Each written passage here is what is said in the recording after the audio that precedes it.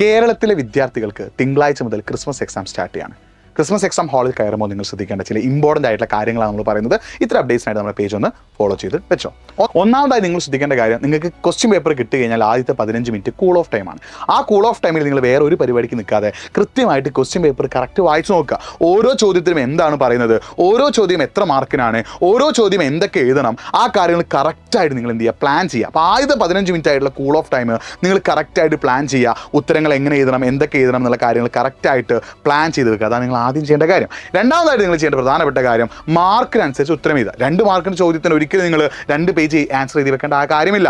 മാർക്കിനനുസരിച്ച് 2 മാർക്കാണെങ്കിൽ 2-3 point മതി, 3 മാർക്കാണെങ്കിൽ 3-4-5 point മതി. മാർക്കിനനുസരിച്ച് കറക്റ്റായിട്ട് ഉത്തരം എഴുതാൻ ശ്രമിക്കുക.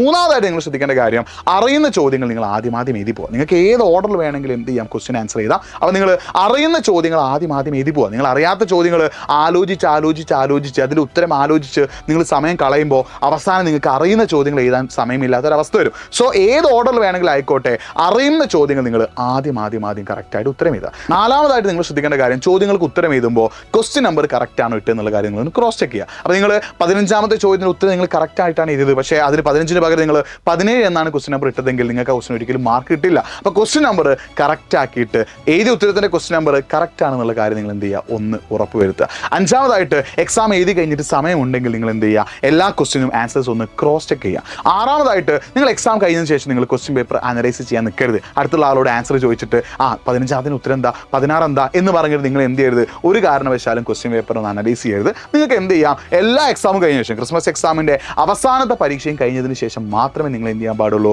ക്വസ്റ്റ്യൻ പേപ്പർ അനലൈസ് ചെയ്യാൻ പാടുള്ളൂ. ഇപ്പോൾ ഒരു എക്സാമ്പിൾ പറയുകയാണെങ്കിൽ നിങ്ങൾ 5ാമത്തെ ചോദ്യത്തിന് ഉത്തരം ഒരു കാര്യം എഴുതി, നിങ്ങളുടെ ഫ്രണ്ട് എഴുതി വേറെയാണ്. ചിലപ്പോൾ നിങ്ങൾ എഴുതിയതായിരിക്കും ശരി, പക്ഷേ നിങ്ങളുടെ ഫ്രണ്ട് എഴുതിയ ഉത്തരമാണ് ശരിയെന്ന് വിചാരിച്ച് നിങ്ങൾ അനാവശ്യമായി ടെൻഷൻ അടിക്കുകയും ബാക്കിയുള്ള എക്സാമിൻ്റെ കോൺഫിഡൻസ് കുറയാനും അത് കാരണമാകും. ഒരു കാരണവശാലും എക്സാം കഴിഞ്ഞ ഉടനെ നിങ്ങൾ എന്ത് ചെയ്യരുത്, ക്വസ്റ്റ്യൻ പേപ്പർ അനലൈസ് ചെയ്ത് ക്വസ്റ്റ്യൻ പേപ്പർ ഭദ്രമായിട്ട് നിങ്ങൾ സൂക്ഷിച്ച് വെക്കുക.